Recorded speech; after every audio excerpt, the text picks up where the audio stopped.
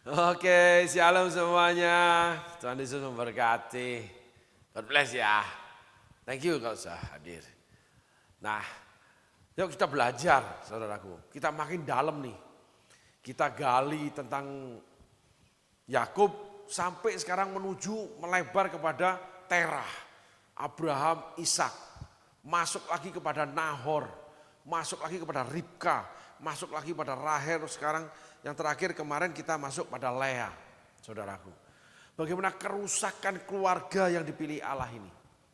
Itu penting saudaraku. Ada sisi darkness, ada sisi gelap kehidupan hamba-hamba Tuhan. Ada sisi gelap daripada perjalanan gereja. Ada sisi gelap manusia yang melakukan visi dan misi Allah.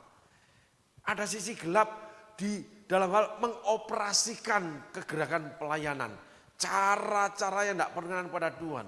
Pasti ada. Termasuk gereja-gereja besar saudaraku. Saya tidak punya maksud lain selain ya kita harus bicara. Bahwa ini harus diperbaiki. Ini harus diperlihatkan. Sehingga orang tidak terbius.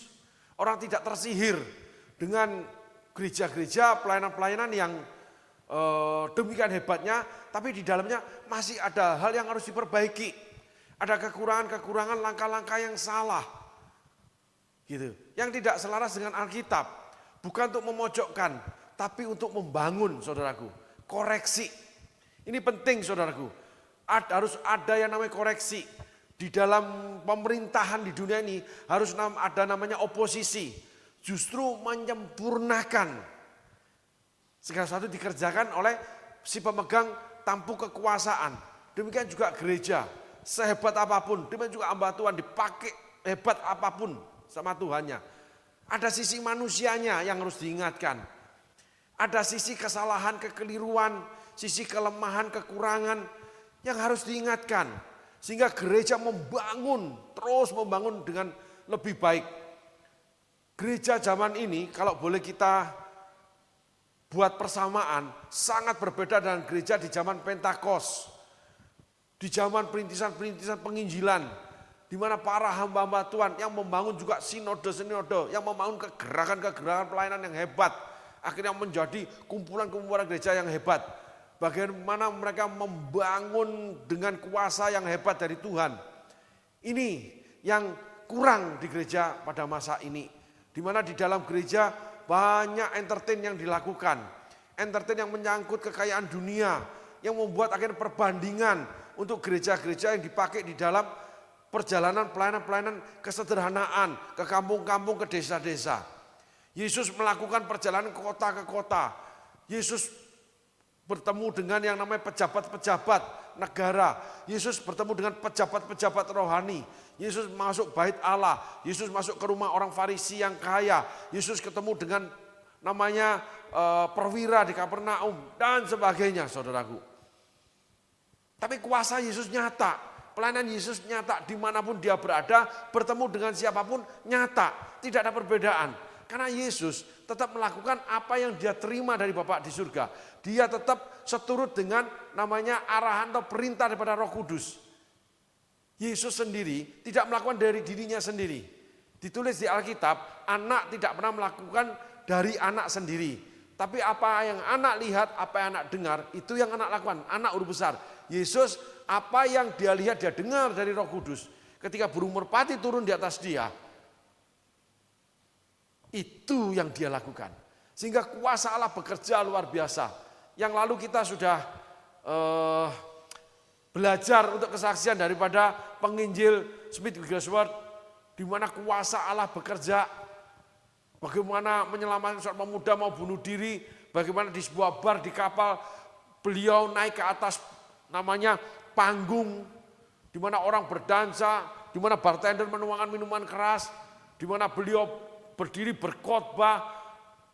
Di dalam perjalanan khotbah dia itu banyak orang menekuk lututnya, berlutut menangis menerima Yesus. Ada yang bertobat karena hidup di dalam kesalahan, mabok-mabokan, gitu, main perempuan dan sebagainya, seks bebas. Bagaimana kuasa Allah menyertai Pastor Smith Wigglesworth. Bagaimana Pastor Smith Wigglesworth ketemu lagi diutus. Ya. Kalau di sana statusnya evangelis, seorang penginjil. Di mana evangelis Smith Wigglesworth itu diundang oleh seorang bukan hartawan, bangsawan Inggris yang punya kastil. Itu hartanya sudah nggak terhitung, saudaraku. Dia datang ke kastil itu, lalu dia dibawa kepada anak dari bangsawan ini yang kesurupan setan, di mana diikat di ranjang, tangan kakinya semuanya diikat. Dan ayahnya bercerita kalau anak perempuannya ini kalau dipegangi dengan 4 orang laki-laki pun dilemparkan semua. Persis seperti orang gila yang di Gerasa, saudaraku. Itu ditulis buku memorinya Smith Wigglesworth yang ditulis oleh anak mantunya. Anak mantunya juga seorang pendeta. Lalu Smith Wigglesworth masuk ke kamar gadis itu. Dia tutup pintunya dan setan di dalam anak gadis itu berkata-kata persis seperti terhadap setan yang berkata-kata terhadap Paulus. Hai engkau hamba yang dari Maha Tinggi, apa urusanmu dengan aku dan sebagainya. Smith Wigglesworth betul-betul seseorang yang melakukan firman, pelaku firman, saudaraku. Mungkin banyak orang yang melakukan firman kayaknya letterlek, tapi kuasa firman itu pasti sudah terjadi. Bukan pasti sudah terjadi. Dia cuma ngomong, diam tutup mulutmu iblis. Dalam nama Yesus lepaskan anak ini. Dia milik Allah karena keluarga Kristen. Dia milik Yesus. Habis itu dia keluar. Dia keluar, saudaraku. Dia tutup pintunya, kamar gadis itu, dia menuju ke ruang tamu. Sang ayah gadis menunggu dia, kaget. Cuman semenit. Apa yang dilakukan? Didoakan, pelepasan, nyanyi-nyanyi dulu, enggak. Bukan itu salah, tidak. Tapi iman daripada evangelis Smith Wigglesworth atas kebenaran firman Allah, itu yang menjadikan kuasa itu di puncak-puncak kerajaan Allah yang dimiliki seorang hamba Tuhan. Iman terhadap firman Allah yang utuh, walaupun itu letterlek, itu membawa hamba-hamba Allah berada di puncak-puncak kuasa dari kerajaan Allah yang akan bekerja. Gak pusing dia, gak rewel, gak banyak cara-cara yang harus nyiapin ini, harus begini, harus begitu, harus pakai alat musik. Bukan, itu salah sekali lagi. Tapi itu usaha manusia untuk mencapai Allah. Itu Babel, saudaraku. Tapi Smith Wigglesworth dengar-dengaran suara Roh Kudus. Apa yang dia lihat, apa yang dia dengar Roh Kudus arahkan, dia lakukan. Diam mulutmu iblis. Di dalam nama Yesus, lepaskan anak ini. Dia miliknya Allah, dia milik Yesus. Keluar dia. Ditulis seperti itu, saudaraku. Padahal iblis yang di dalam, anak yang kesurupan ini, yang dirasuki setan ini, berbicara lebih dulu ketika dia masuk. Habis itu dia keluar ke ruang di mana ruang tamu yang di kastil itu kan besar, saudaraku. Dia menuju ruang tamu, lalu dia duduk, sudah disediakan teh. Ayah gadis ini bangsawan, ya tahulah bangsawan, tahu kan orang kaya, kalau Anda kaya kan juga tahu. Ya, ayo coba jujur, periksa hati, menghadapi hamba Tuhan gimana? Paling duit aja, miskin banget, kan gitu. Smith Wigglesworth itu luar biasa. Setiap kali dia pelayanan, dia terima persembahan amplop, dia bagi dengan supirnya. Dia bagi dengan supirnya, dibagi 2. Smith Wigglesworth itu tulis, saudaraku, aku tidak pernah lebih daripada setengah jam berdoa. Tapi tidak pernah lebih dari setengah jam, aku tidak berdoa. Aku berlari sembari berdoa. Karena padatnya pelayanan dia, saudaraku. Jadi dia terus berkomunikasi sama Roh Kudus. Terus dia berdoa sama Tuhan. Terus dia dengar-dengaran suara Tuhan. Terus komunikasi sama Tuhan. Di dalam perjalanan dia sehari-hari. Sehingga dia sangat peka, saudaraku. Banyak mujizat. Membangkitkan orang mati 14 kali. Istri mati dibangkitkan. Tetangga mati dibangkitkan. Istri mati dibangkitkan, dimarahin dia. Aku sudah enak di Taman Firdaus. Kenapa kamu panggil aku kembali? Kamu sudah melanggar kehendak Tuhan. Itu ditulis di bukunya, saudaraku. Tetangganya waktu hidup diinjilin gak mau terima Yesus. Gak mau datang ke gereja. Ketika mati dia datang, dia bangkitkan, terima Yesus, pergi ke gereja. Orang yang punya kekerasan hati. Tetapi di dalam Tuhan. Paulus orang yang keras hati, pembunuh. Musa keras hati, pembunuh. Tetapi mau mati buat Tuhan. Karakter yang buruk diubahkan jadi baik. Kalau Yakub, Rahel, Lea sampai mati tidak berubah. Abraham, Ishak sampai mati tidak berubah. Privilege tidak menghasilkan perubahan karakter. Panggilan Allah, pilihan Allah, pelayanan istimewa yang Allah berikan tidak mengubahkan karakter. Saudaraku. Smith Wigglesworth dialirkan karakternya dia kepada Tuhan. Jadi saudara boleh keras hati, saudara boleh lemah lembut, apapun perilaku saudara, apapun karakter saudara, berikan kepada Tuhan. Tuhan akan bawa pada kehidupan setiap orang. Ini penting saudaraku. Kalau saudara senang diem, saudara akan dibawa Tuhan berdoa senantiasa. Kalau saudara rajin bekerja, saudara akan dibawa penginjilan yang luar biasa. Sibuk luar biasa. Sehingga tidak ada waktu lowong yang terbuang sia-sia dalam hidup. Karena saudara serahkan kepada Tuhan. Tuhan bawakan itu. Kecuali Tuhan ubahkan karakter itu. Ada karakter yang diubahkan Tuhan, ada karakter yang tidak berubah. Tetapi yang tidak berubah akan dipakai oleh Tuhan. Bukan menjerumuskan orang itu. Jadi kalau orang itu menjadi buruk seperti Yakub, karena dia tidak mau berubah. Tetapi apabila kekerasan Paulus tidak berubah, tapi dipakai Tuhan untuk kekerasan penginjilan. Kalau tidak punya kekuatan, kekerasan hati, ketabahan, ketekunan, lalu kebandelan, keuletan, dan keberanian, tidak mungkin dia menginjil sampai lebih banyak di penjara daripada di luar penjara. Tidak mungkin dia. Bagaimana dia disiksa di penjara, malah dia menulis yang menjadi firman Tuhan buat kita. Nah ini penting saudaraku. Smith Wigglesworth seperti itu. Dia duduk, ini bangsawan marah saudaraku. Aku pikir kamu tuh melakukan ini itu. Seperti yang aku dengar, aku lihat. Ternyata kamu cuma nggak ada semenit duduk minum teh. Marah dia. Smith Wigglesworth anteng aja. Nggak ada rasa menjilat orang kaya. Nggak ada takut, nggak ada berharap untuk diberi persembahan. Saya mengenal seorang hamba Tuhan. Saya tahu seorang hamba Tuhan. Dimana kalau dia melayani, setelah saya melayani duduk, kalau dikasih minum, diminum, habis itu dia pamit pulang. Saya mengenal seorang hamba Tuhan. Ketika diajak makan, dia tutup sendoknya, dia bayarkan itu makanan. Ketika diundang melayani orang kaya. Saya mengenal seorang hamba Tuhan ketika pergi dengan staf pelayanan, hamba Tuhannya itu yang bayar, pada yang duduk itu punya duit semua. Karena mereka saling nggak mau ngebayarin, karena banyak yang duduk. Dari full timer sampai para bos-bos cukong-cukongnya gereja. Dia yang bayar. Dan hamba Tuhan ini bicara, dompet saya adalah benderanya Tuhan. Dompet itu benderanya Tuhan. Untuk memuliakan Tuhan. Menegakkan kerajaan Allah. Menjadi tanda bahwa kerajaan Allah hadir. Ketika sangsaka merah putih, ketika bendera merah putih dinaikkan di depan rumah, menyatakan ini warga negara Indonesia rumah ini. Dompet kita itu adalah warga negara kerajaan Allah. Gak usah disembunyikan, gak usah dimanipulasi, gak usah pura-pura miskin, gak usah pura-pura kaya. Karena kemuliaan Allah bukan rumah gedung, bukan gereja yang mahal. Rumah Allah adalah di mana roh Allah berdiam. Di mana kepenuhan Yesus itu akan nampak, dunia akan melihat terang dalam rumah atau kehidupan bait Allahnya. Kita adalah bait Allah, gereja adalah bait Allah. Tapi kalau dimanipulasi tidak ada kegerakan Roh Kudus, nggak bisa, saudaraku. Sudah salah tuh gereja. Smith Wigglesworth tidak menjilat. Beberapa waktu kemudian anak gadis itu sudah keluar. Sudah cantik, dia sudah berdandan, sudah mandi. Setan sudah meninggalkan dia. Iblis sudah keluar dari dia. Harus.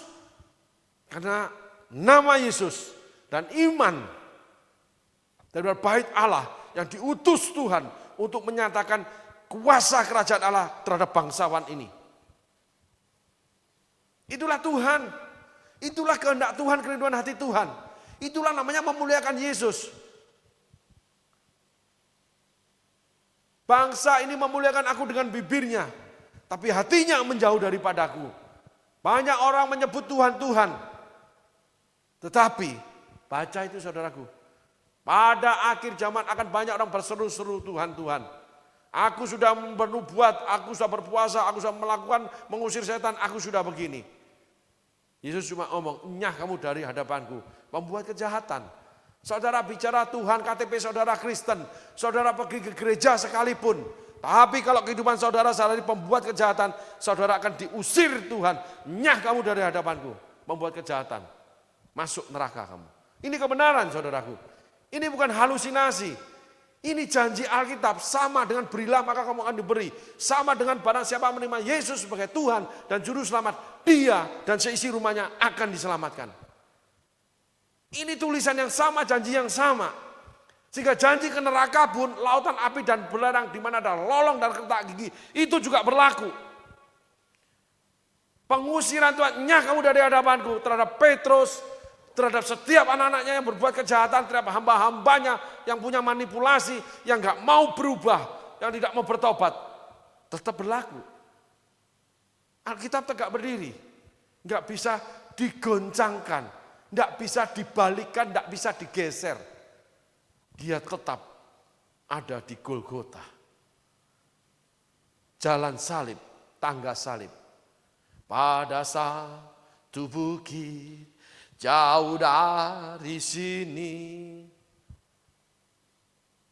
Kristen adalah perjalanan.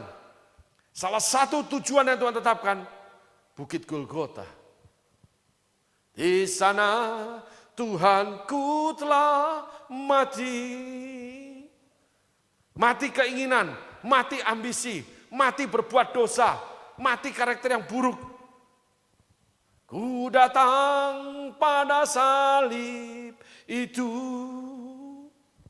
Datang pada salib itu.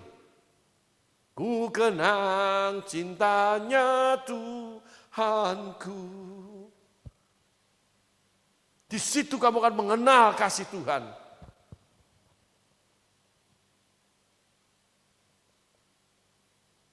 Dia perjalanan orang Kristen. Jadi membuat gereja enggak sembarangan. Melayani enggak sembarangan. Menjadi orang Kristen enggak sembarangan. Alkitab diadakan itu panduan buat kita. Yang hidup tapinya. Setiap tulisan itu hidup. Demikian juga ketetapan Allah. Untuk hukuman-hukuman dia. Zaman ini zaman kasih karunia anugerah, jangan bicara hukuman. Penyesatan besar. Yudas itu hidup di dalam namanya anugerah. Yudas itu berjalan bersama anugerah. Yudas itu melihat anugerahnya. Anugerah yang hidup berjalan sama dia. Yudas tidak bertobat. Bahkan anugerah itu dijualnya.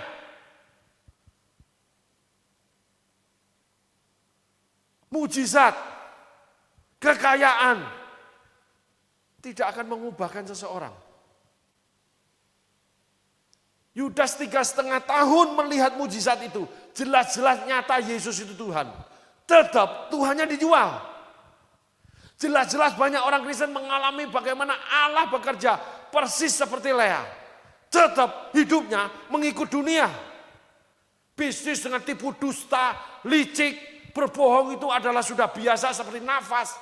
Tanpa itu saya tidak bisa dapat duit. Kamu menjadi anak dari bapak segala pendusta. Iblislah bapakmu. Alkitab tulis itu. Kalau kita hindari itu, kita tersesat. Kalau gereja tidak mengajarkan itu, gereja tidak seimbang. Gereja akan meluncur menuju jalan yang dikira lurus, tapi ujungnya menuju maut. Gereja akan menyemplungkan jemaat pada maut. Cuma sekedar untuk mendapat untung, sekedar orang banyak, sekedar supaya persembahan masuk banyak. Bukan itu yang dikehendaki Tuhan. Sehingga untuk jemaat seperti Yudas yang Yesus diam tidak menegur, seperti Saul di mana Yesus tidak hadir lagi, mereka akan masuk pada jurang maut. Dan nyawanya ditanggungkan terhadap yang namanya para hamba-hambanya. Yeskel 3, penjaga Israel. Kalau aku berbicara terhadap orang yang berbuat jahat, kamu tidak mengingatkan dia, kamu tidak menyampaikannya, darahnya aku tanggungkan kepada kamu. Tapi kalau kamu mengingatkannya, kamu menyampaikannya, kamu menegur mengoreksinya, aku terjemahkan ya saudaraku, supaya gampang. Kamu sudah menyelamatkan nyawamu. Yeskel 3 saudaraku. Ketika kita melihat saudara kita kekurangan, kita tidak peduli, iman kita udah mati. Yakobus tulis. Harus ada keseimbangan di dalam pelayanan. Semua harus dibicarakan. Tidak boleh dikorupsi. Banyak hamba-hamba Tuhan yang koruptor firman. Cuma sekedar supaya eksis. Supaya terlihat berhasil. Supaya terlihat hebat. Supaya menjadi terbesar. Saya mendapat konseling seorang hamba Tuhan yang datang. Beberapa puluh tahun yang lalu. Hamba Tuhan saudaraku, tapi masih bekerja sekuler. Dia ngomong, Pak, saya ini kontraktor AC dari gereja besar ini Pak. Saya itu ponakannya. Sampai hari ini AC sudah dipasang, belum dibayar. Bangkrut saya Pak. Saya harus bayar kepada supplier saya. Saya kontraktor yang memasang AC-nya. Saya harus pasang AC yang saya ambil daripada distributor AC Pak. Bangkrut saya Pak. Cuma dapat janji terus. Hamba Tuhan besar om saya ini cuma janji. Bulan depan ya dolarku Australia akan cair. Saya bicara ini benar-benar yang saya hadapi saudaraku. Jangan pernah berdusta di mimbar Allah. Risikonya terlalu besar itu buat hamba-hamba Tuhan. Ini benar saudaraku. Konseling sama saya. Sampai sekarang belum dibayar Pak. Susah hidup saya. Awalnya hidupnya cukup mapan. Gereja yang besar saudaraku. Lalu ada lagi menuntut hukum KTP palsu yang dipakai buat pendirian gereja. Bilha silva ada di dalam pendirian gereja. Cara-cara dunia. Kalau ini tidak kita angkat, tidak kita ajarkan nggak boleh, jemaat juga melakukannya. Pakai cara-cara dunia. Pakai namanya cara-cara setan. Jemaat berada di dalam kuasa kerajaan kegelapan. Langsung dari terang berpindah pada gelap. Karena melakukannya. Iblislah yang jadi bapakmu. Iblis bapak pendusta. Dimintain KTP, pemalsuan KTP. Itu kan dusta. Saudaraku, itu nggak boleh. Walaupun ada dosa membawa maut, ada yang tidak membawa maut. Ada saudaraku. Tetapi hidup di dalam kuasa si jahat. Itu apa artinya saudaraku? Akhirnya Yakub, Abraham, Ishak, Ribka, Rahel, Lea, Sarai. Gonjang ganjing keluarganya. Esau berantem dengan Yakub. Esau kabur dari rumah, Yakub dibawa lari dari rumah. Itulah keluarga daripada anak Abraham namanya Ishak. Satu lagi anak diusir dengan namanya perempuan yaitu ibunya yang ditidurin diberikan air cuma satu tempayan. Manusiakah Abraham ini? Anak sendiri kalau zaman ini seperti itu gimana? Perempuan yang ditidurin walaupun disetujui istri. Itu kisahnya. Lalu perempuan itu punya anak, setelah anak itu remaja, karena terlalu banyak tingkah, usir aja deh. Langsung diusir gitu aja dari rumah. Nggak tahu diri perempuan, dari bawah diambil, keluar kamu. Dikeluarin gitu aja, nggak dibawain apa-apa. Nih ongkos buat naik bis pulang. Kalau dibawa ke pengadilan umum, di mana banyak orang-orang tua, orang-orang berpengalaman, orang-orang bijaksana. Kira-kira bagaimana perbuatan orang ini? Kan itu anakmu, kamu punya harta. Ya sudah, kalau mamanya nggak suka, sudah. Kalau kalian chaos, ya sudah, nggak masalah. Tapi anak kan kamu harus biayai. Dan perempuan ini kamu harus biayai dulu sampai dia mampu hidup. Ada hukum-hukum yang menentukan bahwa perempuan itu akan mendapatkan nafkah dari mantan suaminya sampai dia menikah kembali, baru nafkahnya itu berhenti. Ada undang-undang hukum-hukum tata negara dunia yang sangat baik, saudaraku. Tetapi ternyata Abraham jauh lebih jahat. Ketika kelaparan, ketika mau dibunuh, ketika kesusahan, istri dijual. Ditidurin laki-laki lain untuk menyelamatkan. Itulah Abraham. Status bapak orang percaya. Karakternya tidak bisa dipercaya. Ini yang kita harus ungkap, saudaraku. Sisi lain di mana kita semua termasuk gereja Muhammadiyah semua menuju terang Tuhan. Itu kebenaran. Semua pasti menuju Yesus, memakai nama Yesus. Tetapi bayangan kegelapan di masa lalu, bayangan kegelapan hari ini yang dilakukan, di masa lalu ketika matahari di depan kita menuju timur, matahari terbit di ufuk timur. Lalu semakin siang dia akan ke bawah karena di atas kita. Lalu setelah di depan kita, dia akan di belakang kita, bayangan di depan kita. Kita harus waspada, cuman bayangan. Tetapi kita bisa ketika nggak tahan kena panas, kita mencari bayangan yang lain. Pohon yang teduh supaya nggak kena matahari. Kita tetap bisa melihat, tetap sekitar kita itu terang karena matahari bersinar terik. Tetapi kita sendiri tidak mendapatkan matahari. Cuma mendapatkan akibat daripada matahari di tempat lain. Itulah Allah, mata Allah menjelajah seluruh isi bumi. Itulah terang Allah menerangi segala firman Tuhan untuk seluruh umat manusia. Tidak ada yang luput. Sehingga orang-orang di luar kita banyak juga yang bijaksana. Banyak orang yang baik. Banyak orang yang murah hati. Banyak orang yang menolong orang lain. Banyak orang yang tulus. Sehingga dikatakan oleh Paulus, hidup ini adalah pertandingan. Hidup ini adalah perlombaan sampai mencapai garis akhir. Menyudahi iman dengan benar. Dalam segala hal, termasuk kita bertanding dalam kebaikan. Di mana ukuran yang dipakai, buku kita, Alkitab kita, kitab suci kita, firman Allah. Karena kita mencari perkenan Tuhan. Sehingga hukum-hukum Kristus bisa dilihat oleh dunia. Orang-orang Kristen, anak-anak Tuhan, pengikut Yesus luar biasa. Orang-orang baik, orang-orang ramah, orang-orang yang begini begitu. Dunia harus mengakui terang itu. Tapi malah kita main pat gulipat di dalam. Sehingga kita semua terlipat, terlindas oleh karena kuasa kegelapan yang menyelimputinya. Ketika kegelapan datang, itu segala benih penyakit itu akan hidup. Ketika kita berteduh, kita tidak menjadi sehat. Kita tidak berkeringat kulit, kita tidak terbakar. Ketika kita tidak bekerja di ladang Tuhan, kita berteduh dalam kemewahan, hati kita dipenuhi dengan virus, dipenuhi dengan amuba, dipenuhi dengan jamur, dengan bakteri. Menggerogoti kesehatan rohani kita.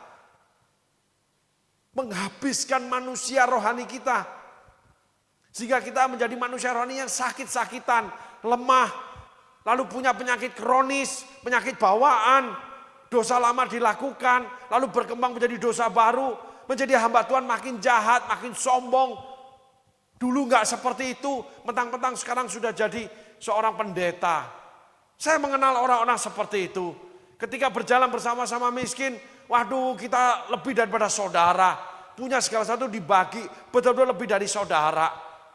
Kebersamaan itu rasanya nggak bisa dipisah. Bahkan sehari-hari kalau nggak sampai diusir nggak mau pulang. Tapi hari ini saling mencela, saling mencaci, saling menjatuhkan. Kenapa? Udah punya kekayaan.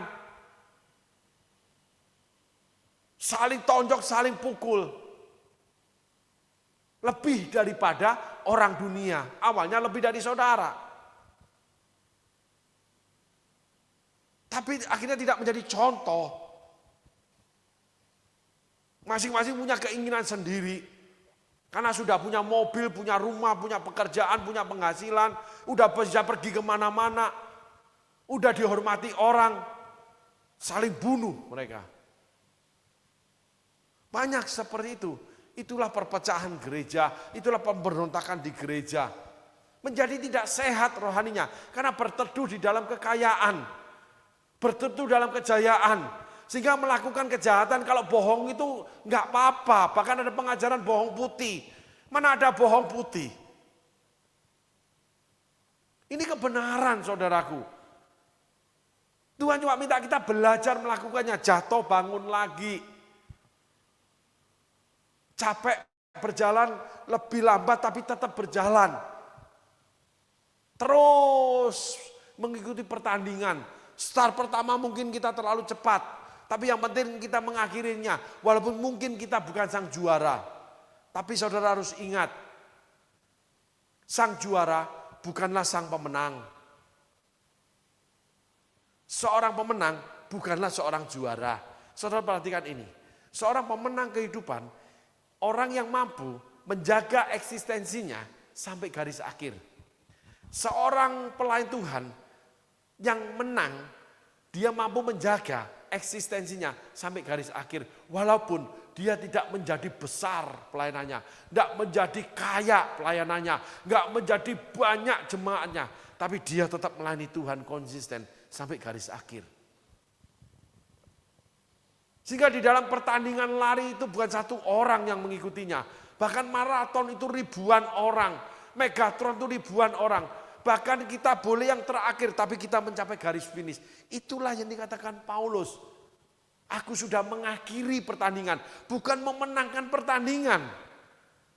Sehingga saudara-saudara yang lari dari pelayanan, yang keluar dari gereja, yang tidak ibadah, yang tidak melayani, yang tidak mengajar, yang tidak menjadi istri yang baik, suami yang baik, pokoknya tidak menjalankan pertandingan hidupnya dia. Dia seorang loser. Dia bukan seorang pemenang. Itu betul saudaraku. Kalah dalam hidup.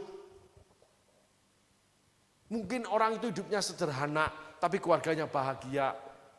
Hidup sederhana, karyawan swasta, karyawan pemerintah, PNS. Tapi anak-anak menyelesaikan studi S2. Bahkan ada yang mendapatkan beasiswa, lalu bekerja di perusahaan-perusahaan besar. Atau menjadi pegawai negeri tetapi punya status kedudukan karena punya nilai yang tinggi. Orang tua mengajar anak dengan baik, anak diberikan waktu, diarahkan belajar dengan baik, sekolah dengan baik. Orang yang sederhana. Tapi ada orang-orang kaya yang anak sekolah luar negeri akhirnya masuk penjara karena menjadi koruptor.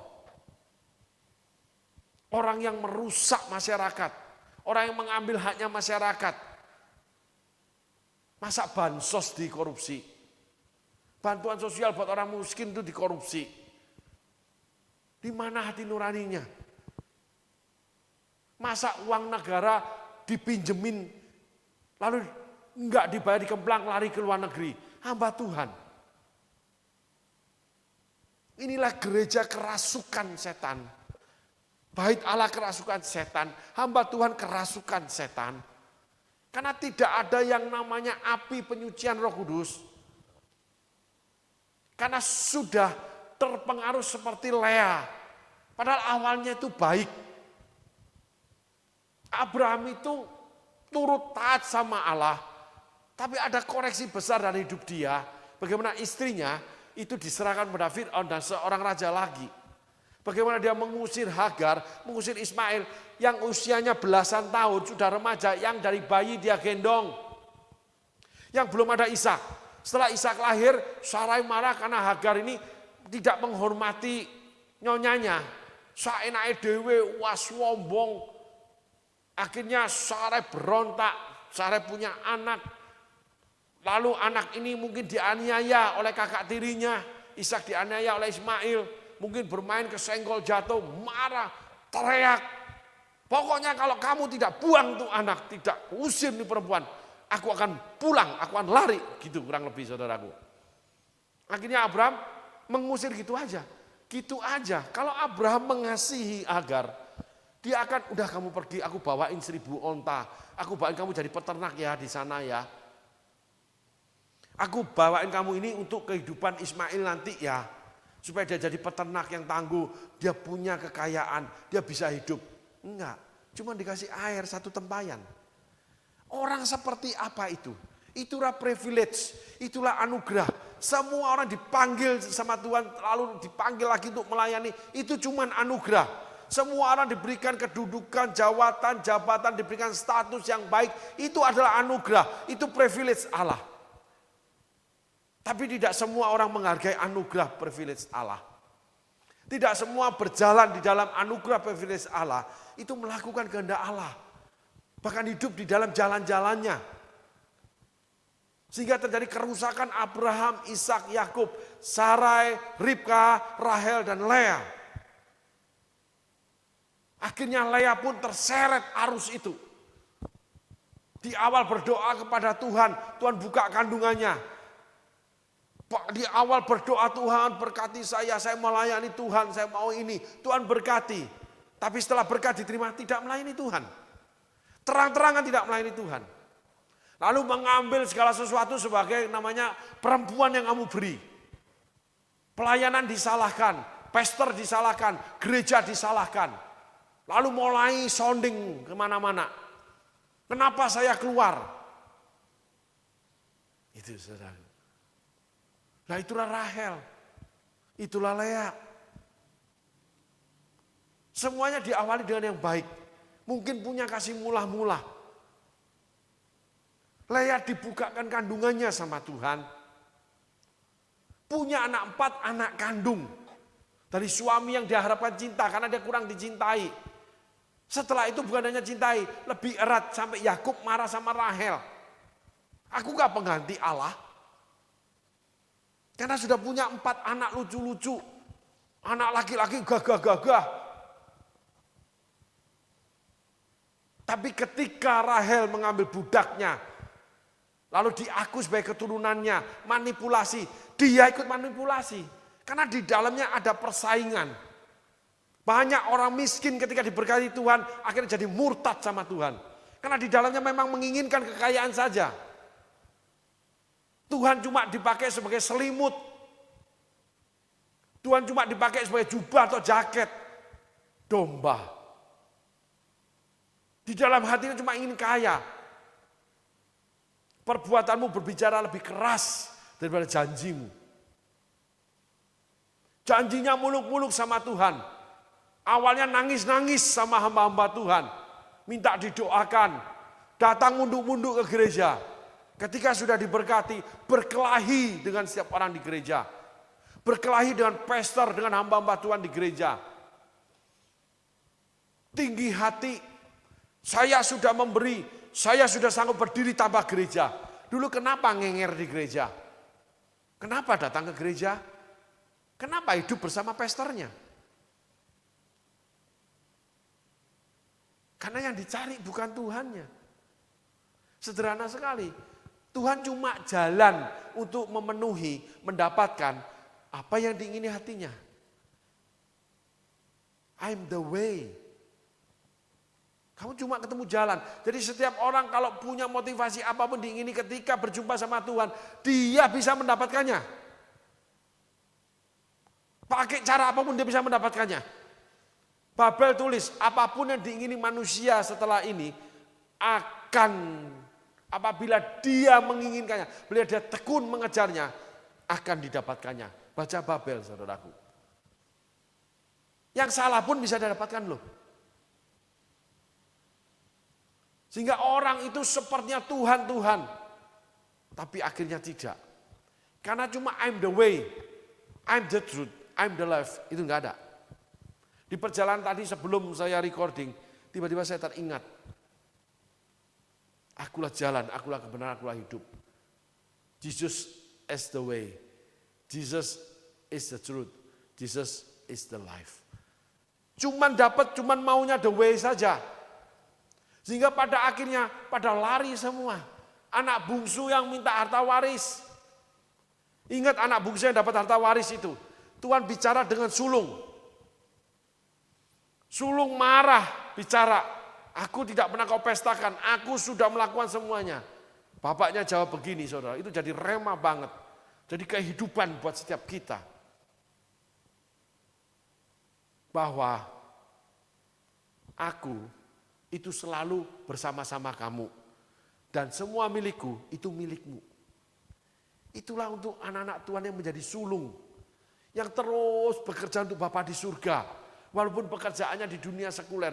Yang terus dituntun Bapa di surga. Yang terus menyerahkan segala sesuatunya. Dari hidupnya sampai segala dimilikinya kepada Tuhan.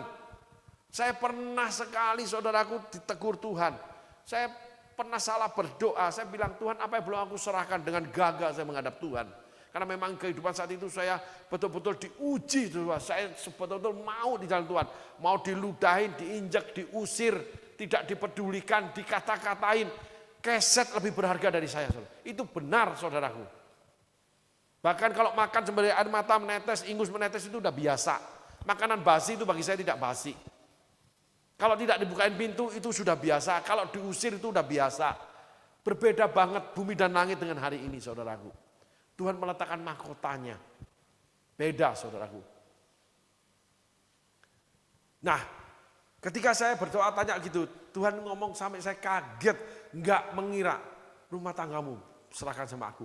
Wow, berarti rumah tanggamu serahkan sama kamu Tuhan. Iya, memang saat itu saya tidak peduli dengan rumah tangga. Dan itu saya bayar berpuluh-puluh tahun dalam tuntunan Tuhan. Bagaimana mendirikan, bagaimana memperbaiki, bagaimana menjadikan rumah tangga yang indah di dalam Tuhan. Berpuluh-puluh tahun saudaraku, belum selesai. Muncul lagi, oh saya salah begini. Muncul lagi kerusakan ini, ternyata saya yang salah. Semuanya kok salah di saya. Ya itulah kekuranganmu. Itulah kekurangan Musa, di mana pelayanan nomor 1, hidup di padang gurun mau, hidup di kemah mau, tidak mikirin kekayaan. Saya tidak bicara saya Musa, tetapi itu sama warnanya dengan Musa. Gara-gara pelayanan, gara-gara mengikut Tuhan, gara-gara mengasihi Tuhan, gara-gara masih pelayan, itu aja. Tidak menyelesaikan tugas kewajiban sebagai seorang ayah, seorang suami. Sampai Yitro itu datang. Dan anak-anak Musa tidak punya karya di dalam pekerjaan Tuhan. Puji Tuhan setelah puluhan tahun Tuhan ingatkan, lalu Tuhan tuntun, Tuhan perbaiki terus, sampai hari ini terus Tuhan tuntun. Satu persatu mereka hidup di dalam kerajaan Allah.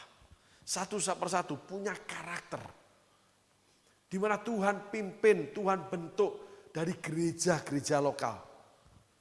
Tuhan bentuk dari perubahan-perubahan yang ada di kedua orang tua mereka. Salah satunya saya itu tidak pernah di rumah, jarang di rumah. Selalu jalan pelayanan kemana-mana. Tinggal di mana-mana membangun gereja, membangun pelayanan. Rumah tangga ketinggalan. Akhirnya anak-anak saya berontak, bukan rusak. Berontak terhadap saya. Setiap kali kami bertemu, kali ngomong, itu selalu seperti anjing menggonggong. Buk, buk, gitu. Pasti, dua-duanya. Saya dengan anak saya sulung, saya dengan anak saya bungsu. Pasti, nggak bisa cocok. Akhirnya satu hari saya itu sadar, kok begini ya hubunganku ya. Saya pikir itu anak muda, anak remaja. Tapi rasanya kok makin tajam ini. Terus saling menyakiti nih. Ternyata ini salah. Saya berlutut kembali. Dan Tuhan tuntun melalui istri saya. Tuhan tuntun melalui peristiwa-peristiwa. Saya sadar, saya tidak pernah hadir sebagai ayah yang baik. Saya tidak pernah hadir menjadi ayah yang baik buat mereka. Saya hanya menyediakan kehidupan yang baik buat keluarga saya. Setelah itu saya diajar di bawah Tuhan hadir sebagai ayah yang baik. Hadir belajar menjadi suami kembali. Dan sebagainya saudaraku. Tragis menurut saya. Tidak. Tidak ada yang terlambat bagi Tuhan. Sehingga akhirnya mulai tahun ini kami memetik hasil. Bagaimana anak-anak saya berbalik menghormati ayahnya. Lalu berbalik bagaimana mereka mengikuti apa yang ayahnya lakukan. Terhadap kehidupan, Mereka rajin menabung, mereka selalu bersama istri, mereka selalu keuangan berbagi bersama. Hampir banyak hal kami sebagai orang tua, mereka ikuti langkah-langkah. Di mana kami dibangun oleh firman Tuhan. Tapi membangun anak, kami lalai. Ada orang yang berhasil uangnya, lalai membangun hubungan suami istri. Ada orang yang berhasil dalam hidupnya, tapi lalai hubungannya dengan anak. Banyak hal harus diperbaiki, ada sisi gelap dalam hidup ini. Saya pun mengalaminya, saudaraku. Setelah rumah tangga diserahkan berpuluh-puluh tahun masih timbul yang terakhir tentang anak. Anak udah dewasa, yang sulung baru menikah, yang bungsu kuliah sudah semester 4 atau semester 5. Beberapa tahun sebelum ini betul-betul sebuah neraka hubungan kami. Tapi ketika Allah menyatakan maksudnya termasuk dalam realita kehidupan. Sehingga saya berdoa, lalu Roh Kudus mulai sadarkan. Bukan suara, menyadari. Ini tidak sesuai firman Tuhan. Sujud di altarnya, ku bawa hidupku. Tidak menjadikan saya ayah yang baik. Ku terima anugerahnya, menjadikan saya pelayan Tuhan yang baik. Mau hidup sulit, mau diterhinakan, mau menerima apapun, belajar di dalam pelayanan, membangun dan membangun. Sehingga berdirilah beberapa pelayanan, banyak orang yang menjadi hamba Tuhan, dimuridkan. Jujur, bukan sebuah kebanggaan, tidak. Itu cuma panggilan saja, Roh Kudus yang kerjakan semua. Banyak orang dimenangkan, disadarkan, banyak orang ditegur, dikoreksi. Ada juga yang kalah, ada. Tetapi betul-betul seumur hidup tidak pernah berpikir gitu, untuk murtad dari pelayanan. Dalam suka duka, dalam senang, dalam kesusahan, di dalam hidup benar, di dalam waktu melakukan kesalahan, tetap datang kepada Tuhan. Gitu. Tetapi lalai menjadi ayah. Akhirnya Tuhan terus tuntun melalui pengetahuan-pengetahuan, melalui teman-teman, melalui istri, Tuhan tuntun. Termasuk melalui anak-anak sendiri. Akhirnya pelan-pelan belajar kesabaran, pelan-pelan menjadi sahabat bagi anak, pelan-pelan menjadi penolong buat anak. Bukan kepala pemerintahan keluarga. Terus pelan-pelan akhirnya menjadi sahabat bagi anak.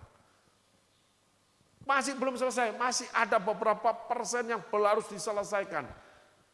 Arena pertandingan dengan anak belum finish, saudaraku.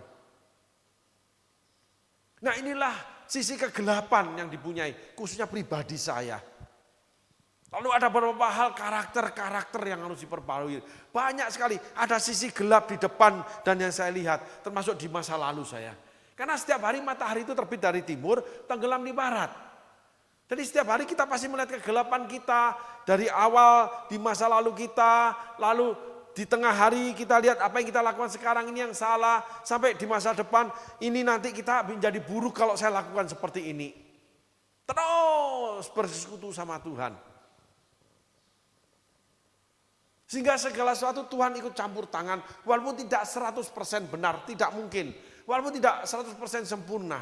Tetapi oleh karena Tuhan terselamatkan, oleh karena Tuhan menjadi indah. Bunga itu tidak bisa abadi, pasti gugur. Sesuatu yang indah pasti ada durinya. Pasti ada kayunya. Pasti ada sesuatu yang dilihat tidak indah, tidak bisa disentuh. Ada banyak hal. Tetapi bagaimana kita mengelolanya? Kayu menjadi namanya waktu zaman dulu rumah, sekarang alat rumah tangga. Tahukah saudara kalau kulit durian ketika itu dikuburkan atau dibuang itu menjadi pupuk.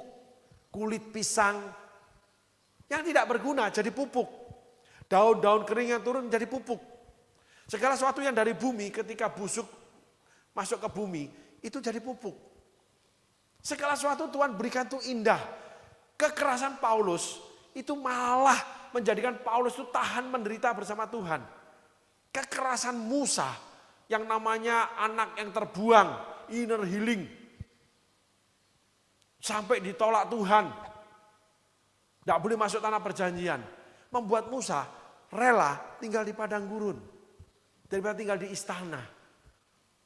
Hal-hal yang buruk dari bangkai keluarlah madu. Tetapi ada hal-hal yang buruk di mana itu harus diubahkan. Simpson tidak mau berubah dari keliaran dia. Akhirnya dicungkil matanya, menggiling gandum 20 tahun. Baru menyelesaikan panggilannya. Saul dari kesombongannya untuk menjadi raja, lupa diri kalau dia itu orang yang minder. Ketika mau ditabiskan dia sembunyi. Bagaimana dia bercerita menggali kepenuhan Allah dengan Nabi Samuel. Nabi Samuel mau dibunuh. Semalam-malaman mereka ngobrol. Bahkan Saul ketemu nabi-nabi kepenuhan seperti nabi-nabi bernubuat Saul. Sehingga ditulis apakah Saul seorang nabi. Tapi setelah menjadi raja yang berhasil, Saul melanggar perintah Tuhan. Saul mengambil alih Samuel. Saul ditinggalkan Tuhan. Karakter tidak berubah. Kenapa? Kemenangan mau menjadi racun buat Saul. Gereja bertumbuh terus menjadi racun buat orang yang mengelola gereja. Harus ada salib, harus ada keseimbangan. Harus ada Tuhan perlihatkan ada nih sisi gelap, bayangan gelap dalam dirimu. Sehingga tidak ada pastor yang sempurna, tidak ada gereja yang hebat. Di dalamnya pasti ada hal yang tidak hebat, yang tidak sempurna. Sehingga seorang pastor kalau khotbah itu baik-baik aja seumur hidupnya dia seorang penipu itu. Gereja terus dimanipulasi, terus dilapisi emas, penipu itu. Pasti ada ketidakbenaran di dalamnya yang butuh tangan Roh Kudus. Pasti ada ketidakbenaran di tengah-tengah jemaat yang butuh firman Allah untuk meluruskannya. Nggak bisa cuman entertain saja gereja. Nggak boleh. Sehingga hamba Tuhan menjadi entertainer. Menjadi sales, punya promo-promo. Ayo datang, aku kasih emas. Ayo datang Natal, ada hadiah televisi. Ada hadiah ini, hadiah itu. Penyesatan semua itu saudaraku. Orang datang merayakan Natal bukan karena merayakan kelahiran Yesus, menerima firman Tuhan untuk sebagai visi dan misi tahun yang ke depan dari gereja di mana menyuarakan isi hati Allah, jemaat menangkap visi dan misi ke depan. Lalu menyuarakan lagi bagaimana harus perbaikan-perbaikan selama tahun yang akan ditinggalkan. Gereja harus membuat hal-hal seperti itu. Rapot jemaat dalam kehidupan, nilai pertandingan harus dikeluarkan sehingga khotbah-khotbah dibuat seimbang. Bukan entertain. Atau gereja menjadi cuma rambu. Belok kanan, hati-hati lobang, hati-hati tikungan, dilarang parkir. Cuma itu aja. Tapi tidak ada panduan buat mereka ketika berjalan. Tidak ada orang yang mengarahkan bagaimana itu lobang, bagaimana ini pelan-pelan diperlihatkan, pelan-pelan. Oke, pelan-pelan. Nah, sekarang hati-hati belakangnya pelan-pelan. Nah, sekarang udah lepas. Ketika jalan itu bergelombang dengan dalam. Harus ada orang yang mengarahkan si pengemudi mobil. Jemaat itu mengemudikan kehidupan dia, rumah tangganya. Bukan cuma itu tanda aja, hati-hati ada lubang. Di mana jemaat kebingungan bagaimana caranya, karena dia di atas mobil. Akhirnya tersangkut mobilnya. Cuma menjadi rambu aja. Harus turun ke bawah. Yesus setelah mati dia turun ke neraka. Dia masuk ke Hades. Yesus setelah di puncak keberhasilan dia turun naik ke atas kayu salib. Setelah berkeliling dia menuju ke Bukit Golgota.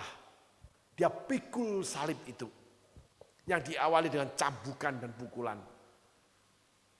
Itulah life cycle anak-anak Tuhan. Di mana Tuhan akan nyatakan kegelapan yang di mana harus disangkali, harus dipikul salibnya, harus dipikul kuknya untuk memperbaiki. Mulai membajak hal-hal yang salah. Setelah itu menabur benih firman sehingga berbulir berbuah. Sebelum berbulir berbuah harus dijaga, dirawat. Dicuri burung. Lalu ada unggas, ada hama, dimakan semua. Ada hewan-hewan besar menginjak-injak, gak ada tuaian. Kerajaan Allah tidak bisa menuai. Jemaat tetap aja dengan kehidupan yang salah. Gereja cuma cuap-cuap saja tentang firman Tuhan. Tidak ada kuasa yang menempelak. Tidak ada yang namanya kuasa yang mengingatkan.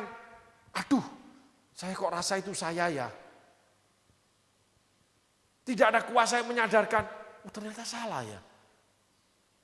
Firman itu aja yang dibagiin.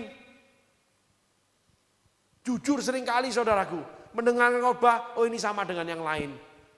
Tapi ada orang-orang yang dipakai Tuhan, khotbah yang membukakan hal-hal yang baru, hal-hal yang tersembunyi. Dan lagi hal-hal yang, aduh, kok sama ya dengan yang aku lakukan ya? Berarti salah dong aku ini. Kesaksian demi kesaksian ditampilkan. Bukan yang cuma indah-indah saudaraku. Bagaimana rusaknya perjalanan. Gereja tidak dibangun dari martabat. Gereja dibangun dari pengorbanan dan darah. Dan itu harus ada yang namanya mahkota duri. Baru keluarlah mahkota kemuliaan. Yesus diberikan mahkota duri, baru keluar mahkota kemuliaan. Yesus berlubang paku, baru tangannya menyembuhkan. Yesus dicabuki darahnya, baru nama dia menyembuhkan orang-orang yang sakit. Kaki dia berlubang paku, di sanalah setiap langkahmu dipimpin Tuhan. Karena ada darah pengorbanan Yesus. Sehingga kita ketika berumah tangga, kita harus punya darah pengorbanan untuk rumah tangga. Kita melayani, apalagi kita harus punya darah pengorbanan untuk pelayanan. Dan itu mahkota kemuliaan datang. Gereja akan diperkaya, boleh. Pastor hidupnya diperkaya, boleh. Semua boleh Tuhan yang sediakan. Tapi bagaimana hidup di dalam kekayaan, bagaimana hidup di dalam keberhasilan, bagaimana hidup di dalam kemegahan, tetap melakukan, menyuarakan, berjalan di dalam suara Tuhan, kehendak Tuhan, kemenangan Tuhan. Tidak ikut mengangkat bujang. Tidak memakai cara-cara dunia, tetap lurus dengan apa yang Allah kehendaki. Tidak kompromi dengan cara-cara dunia. Nah itu tantangan gereja zaman ini. Tantangan gereja-gereja. Sehingga kita tidak boleh melihat kemilau gereja yang dibangun secara duniawi. Tidak tertarik kita mestinya. Tapi kita akan tertarik duduk di mana roh Allah menghampiri kita. Bagaimana firman itu mengorek. Lalu meletakkan kebenaran. Firman Allah membajak hati kita. Lalu benih firman diletakkan. Kadang dibajak itu sakit. Kadang dibajak itu tidak enak. Di mana kita akhirnya mendapatkan air hujan daripada Tuhan. Disirami air kehidupan. Walaupun kita mungkin tertempelak sakit, mungkin kita berduka karena salah. Tetapi kita keluar dari ibadah, kita ada kelepasan. Kita memiliki pengetahuan, kita punya kesadaran, kita melangkah lebih lagi kepada Tuhan. Itu adalah tugas gereja, tugas para pastor. Jangan menipu, jangan membius jemaat, jangan menyihir anak-anak Tuhan. Maka Rasul Paulus dikatakan hati-hati dengan sihir di dalam gereja. Sihir itu dari kuasa kegelapan, sihir itu dunia yang punya, tipu muslihat, sulapan. Tapi kalau Tuhan itu nyata, Tuhan itu roh yang menjadi daging. Tuhan itu berfirman menjadi kenyataan di bumi. Jadilah terang, jadilah matahari. Tuhan berfirman semuanya sudah jadi. Sehingga tidak perlu campur tangan kita. Tidak perlu seperti menjadi Rahel menjadi Lea. Tidak perlu melakukan persiapan, preparing, ketakutan dengan melakukan kejahatan seperti Abraham menjual istri. Kalau sudah salah, jangan seperti Abraham di mana Hagar itu malah dibuang begitu saja. Kalau sudah bunting jangan dikuret. Jangan digugurkan. Sudah salah perzinahan masih salah pembunuhan. Ambil jalan yang baik. Saya punya cerita saudaraku. Ketika ada seseorang kedapatan berdosa. Lalu perempuan itu hamil. Seseorang laki-laki ini harus bertanggung jawab terhadap anak yang dikandung perempuan ini paling minimal. Selama perempuan itu belum mendapatkan pasangan, ketika kehidupannya susah, laki-laki ini harus berusaha menopangnya. Dengan apa keberadaan dia? Sudah menghamili, tidak tanggung jawab. Diusir aja itu perempuan. Apapun alasanmu perempuan tidak baik-baik, perempuan pelacur, apapun alasanmu. Punyalah tanggung jawab. Hukum di bumi juga menyatakan itu. Manusia biasa aja punya belas kasihan. Anak yang dibuang di sampah, bayi dibuang sampah, diambil, diadopsi. Anakmu sendiri kamu buang. Kamu bunuh dia dalam perut. Orang-orang yang tidak mengenal Allah aja ada yang punya belas kasihan. Apalagi kita mengenal Allah yang dikatakan anak-anak Tuhan. Ada hamba-hamba Tuhan yang seperti itu, saudaraku. Saya punya kesaksian itu. Bahwa ada seorang anak muda perempuan yang tiba-tiba melakukan kesalahan MBA, married by accident, hamil di luar nikah. Lalu dia menghadap ibu gembala, dia menghadap pak gembala. Semua mengatakan anak itu dititipin aja, anakmu dibuang aja. Habis itu kamu pergi kemana? Kamu kawin lagi deh, tidak ada yang tahu. Karena laki-laki ini miskin. Anak perempuan ini punya jabatan di pelayanan, disenangi di beberapa pelayanan. Lalu anak perempuan ini menghadap, kebetulan baru masuk di pelayanan ini. Cuma satu pertanyaan yang diajukan, laki-laki itu tanggung jawab enggak? Tanggung jawab. Ayo kita bikin pertemuan. Singkat cerita bertemulah laki-laki itu dengan pelayanan ini. Lalu laki-laki itu cuma ngomong gini loh. Walaupun saya tidak disetujui oleh orang tuanya pacarnya ini, saya tetap datang ambil anak ini karena ini anak saya. Itu saya jatuh hati dengan laki-laki itu. Betul-betul jatuh hati saya. Kamu laki-laki. Kamu mau tanggung jawab dengan hasil perbuatanmu. Ditolak oleh orang tua perempuan karena orang tua perempuannya kaya. Mereka berbeda dalam segala hal. Sehingga banyak orang-orang hamba Tuhan yang sama dengan anak perempuan ini, tapi berbeda dengan anak laki-laki ini, dengan mudahnya mengatakan itu. Gembala-gembala saudaraku. Saya bisa panggil anak itu untuk bersaksi loh. Masih hidup sampai sekarang. Dan anak yang dikandungnya, itu hari ini melayani Tuhan. Hari ini rajin ke gereja. Hari ini yang mengasuh adik-adiknya. Anaknya dikandung dosa seperti Daud. Singkat cerita akhirnya dikawinkanlah kedua anak muda-mudi ini. Dengan cara-cara gereja, bagaimana gereja itu mengesahkan pernikahannya tapi dengan cara-cara karena mereka sudah melakukan dosa sebelum menikah. Lalu mulai dikonseling, akhirnya keluarlah surat peneguhan pernikahan. Itu tidak diberkati. Ini satu sinode ya saudara, caranya ya teman saya yang melakukannya. Saya bilang, bisa enggak kamu lakukan ini? Gimana saya ada orang yang seperti ini? Oh bisa pak, karena aturan sinode seperti ini. Oke, kamu siap enggak? Oh siap, saya bantu. Dia bantu, selesai saudaraku. Dikonseling, lalu diberkati di rumah, tidak tumpang tangan, cuma didoakan, lalu keluar surat peneguhan pernikahan, bukan surat pemberkatan nikah, karena married by accident. Setelah itu diberkati Tuhan menjadi hamba Tuhan. Bekerja mendapatkan keuangan berkati Tuhan. Setiap hidupnya dipakai buat Tuhan. Dibuat komsel, menjadi koordinator, menjadi gembala, rumahnya dipakai buat gereja dan sebagainya saudaraku. Padahal mau dibuang, orang dibuang. Dianggap miskin. Saudaraku. Jangan menjadi Abraham. Gembala-gembala itu menjadi Abraham. Hagar buang aja. Itu bukan kehendak Tuhan. Tidak. Tapi Tuhan menjadikan Ismail, menjadikan Hagar. Itu keturunan 12 raja. Mereka punya keturunan 12 raja. Saudara. Bagaimana Hagar mengalahkan Sarai. Mendidik Ismail. Bagaimana Ishak itu bentur dengan rumah tangga dengan namanya Ribka.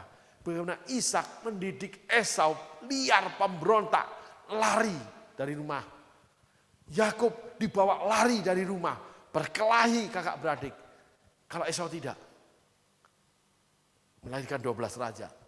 Coba lihat sisi gelap ini, akan nampak di mana orang-orang ini sesungguhnya orang-orang baik. Walaupun mungkin tidak satu keyakinan dengan kita, mungkin tidak satu suku, satu warga negara, tapi mereka manusia yang sama, ciptakan Tuhan. Mereka punya hati nurani yang baik juga. Sehingga kita nggak boleh yang namanya ada suku, ras, agama, dan antar golongan. Itu nggak boleh, saudaraku. Saya melihat kecenderungan ini, gereja yang golongan tertentu semua. Bahkan tempat-tempat belanja yang golongan tertentu semua. Itu di dalamnya ada anak-anak Tuhan. Itu. Nah, inilah yang kita harus bangun dalam bersosial masyarakat. Di mana anggota itu dari segala lapisan masyarakat, dari segala golongan usia. Harusnya seperti itu.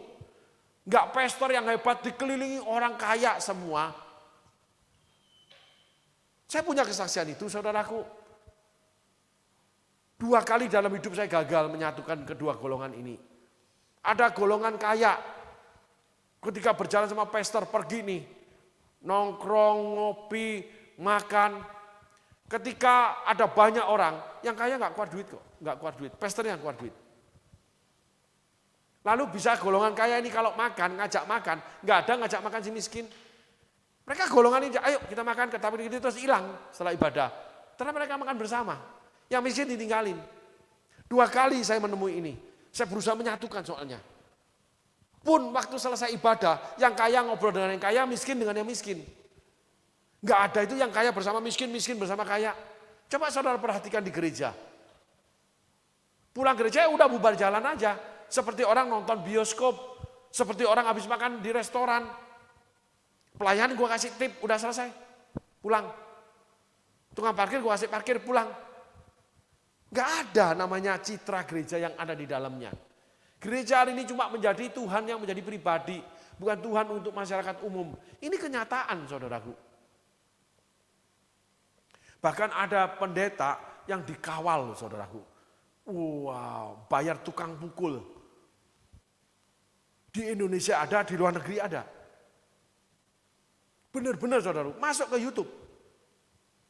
Bagaimana pendeta satu ini, wah, dia membayar jasa bodyguard, pengawal, untuk mengawal dia kemana-mana. Yesus plus, Yesus tidak cukup untuk pendeta ini.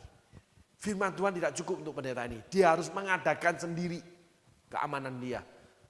Dia harus mengadakan kemewahan supaya orang mau beribadah di tempat dia. Bukan karena memang orang itu hadir untuk firman Tuhan yang dibagikan, nama Tuhan di tempat itu. Hadirat Tuhan yang menyentuh di tempat itu. Sehingga gereja makin berkembang, sehingga makin harus sediakan tempat yang lebih besar. Itu harus, saudaraku. Tapi tidak menyediakan tempat besar untuk mengundang orang datang. Lalu diberikan gift, diberikan emas. Enggak, saudaraku. Di dalam kerajaan surga tidak ada promo. Yang ada adalah, ikut aku jadikan kau penjala manusia. Tuhan memanggil murid-muridnya. Nah, inilah kebenaran, saudaraku. Baik, kita tutup dengan firman Allah, saudaraku. Silakan ditampilkan.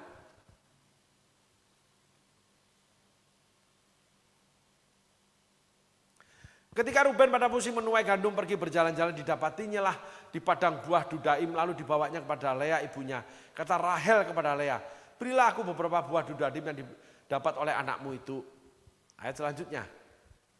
Jawab Lea kepadanya, apakah belum cukup bagimu mengambil suamiku? Sekarang pula mau mengambil lagi buah Dudaim anakku. Kata Rahel, kalau begitu biarlah ia tidur dengan engkau pada malam ini sebagai ganti buah Dudaim anakmu itu. Saudaraku, ini banyak pesan yang Tuhan sampaikan. Yang pertama, Lea. itu sudah lupa diri, yang diingini Yakub itu Rahel. Dia mengatakan, kamu mengambil suamiku. Enggak. Dia itu dipakai Laban untuk menipu Yakub. Yakub nikah dengan Rahel. Ketika orang mulai berkompromi dengan dunia, ini Lea sudah berkompromi dengan cara-cara Rahel, cara-cara dunia, memakai budak sebagai anak dan mengakui sebagai anak. Dia menjadi sama dengan dunia, dia menjadi penipu. Dia dirasuki roh dusta yang sama, menjadikan itu kebenaran. Tidak cukupkah engkau mengambil suamiku? Oh tidak, pada awalnya tidaklah demikian, betul? Pada awalnya Yakub itu mau kawin dengan Rahel.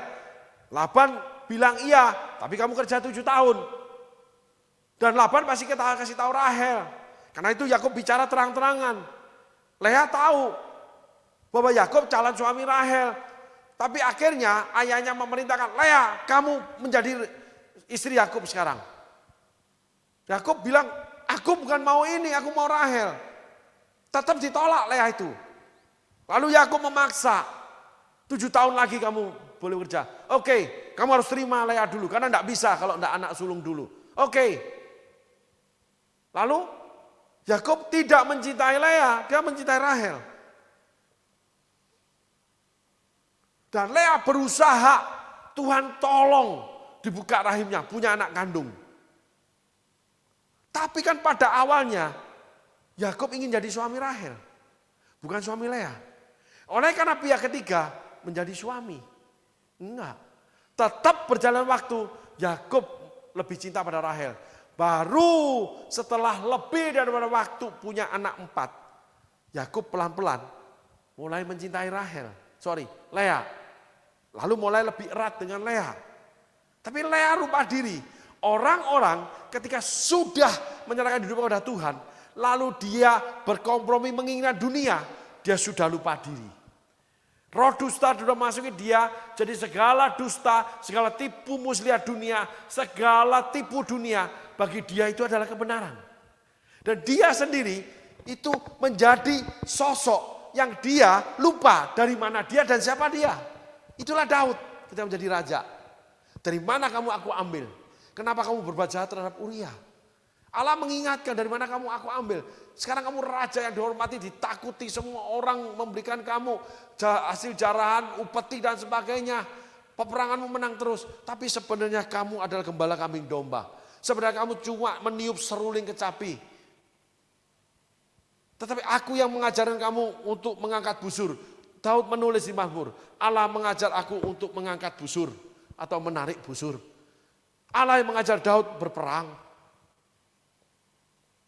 Lalu Daud melakukan kejahatan. Dia semena-mena membunuh Uria. Lupa diri kamu ini. Uria masih lebih berharga dari kamu. Uria adalah tua-tua gunung. Uria adalah triwira yang terkemuka. Kamu anak jalanan. Lupa diri kamu.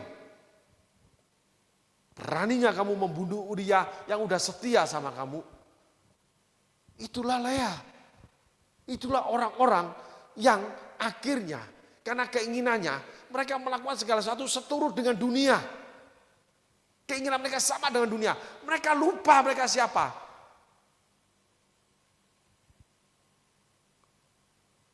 Lalu kita akan ketemu Rahel nanti. Bagaimana Rahel akhirnya memang gak pecinta dengan Yakub. Ditukarin, dah biar dia tidur sama lo dah. Yang penting buahnya kecil. Yakub cuma ditukar dengan buah. Keinginan yang salah. Akhirnya kamu tidak berharga. Keinginanmu salah untuk mendapat kekayaan, kamu itu tidak berharga dari kekayaan itu yang kamu miliki. Kamu jadi tidak terhormat. Keinginan memiliki seseorang, kamu jadi tidak berharga daripada orang yang kamu sudah miliki. Karena kamu pakai cara manipulasi dunia. Karena kamu pakai cara dunia. Kamu pakai cara-cara setan. Kamu tidak datang kepada Allah dan menyerahkan segala keinginanmu. Untuk Allah jawab ya, Allah jawab tidak dengan menggantikannya, atau Allah jawab tunggu. Keinginanmu kamu eksekusi sendiri. Keinginanmu bukan kehendak Tuhan. Keinginanmu pakai jalannya setan. Keinginanmu pakai cara dunia. Karena yang kamu ingini gemerlapnya dunia. Menjadi Kalau engkau hendak menjadi terbesar, kau hendaklah jadi pelayan dari semuanya. Kalau engkau hendak menjadi terdahulu, engkau harus menjadi terkemudian. Kalau engkau setia pada perkara kecil, kamu diberikan perkara besar.